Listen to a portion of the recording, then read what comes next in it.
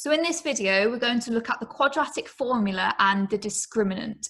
So we have the quadratic formula written on the left-hand side, which you should be familiar with, and we use it to find values of x. So within the quadratic formula, we have something called the discriminant, which is that part there, so b squared minus 4ac.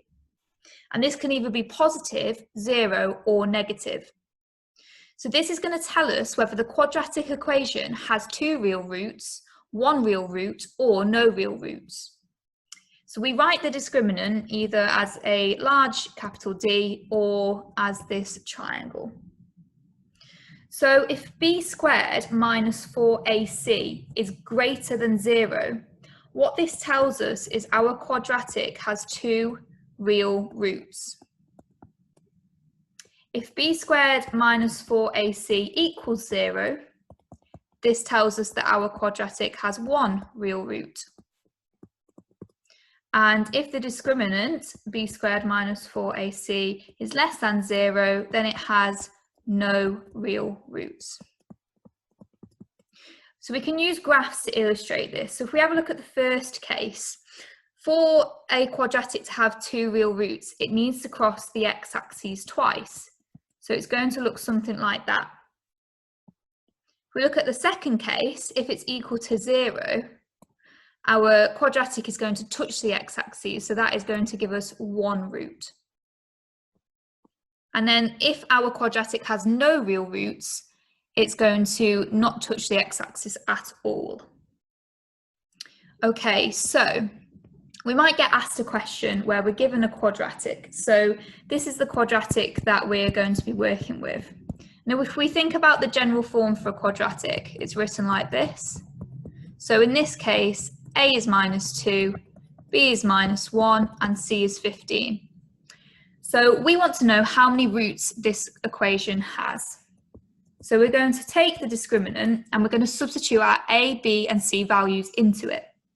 So we've got minus 1 squared minus 4 times minus 2 times 15. Now minus 1 squared is 1, and then if we do minus 2 times 15, that gives us minus 30. Times that by minus 4, we get 120. So our discriminant equals 121. This is clearly greater than 0, so it tells us that there are two real roots for this quadratic. We might, on the other hand, be given a quadratic where the values of a, b, and c are unknown. So in this case, we have p plus 1x squared, add p plus 1x, add 1 equals 0. And we're told that this quadratic has two distinct roots.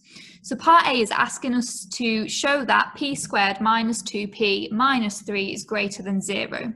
So if we think about our discriminant, if it has two distinct roots, then it has to be greater than 0. And in this case, a is equal to p plus 1, b is equal to p plus 1, and c is equal to 1. So if we substitute that in, we're going to get p plus 1 squared minus 4 times p plus 1 times 1.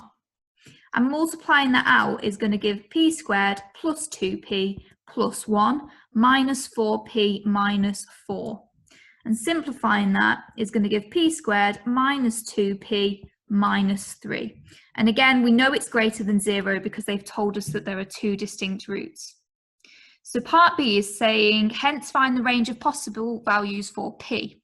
Now, if we have a look at what we got for part A, we can see that it's a quadratic in terms of p. So we should be able to find the values of p just from factorising or the quadratic formula. So this should be easy to factorise, so we could have minus 3 and plus 1. So in this case, p would be equal to 1, or p would minus 1, or p would be equal to 3. So we are given an inequality and we want to find the range of values, so we're looking at when this is greater than 0.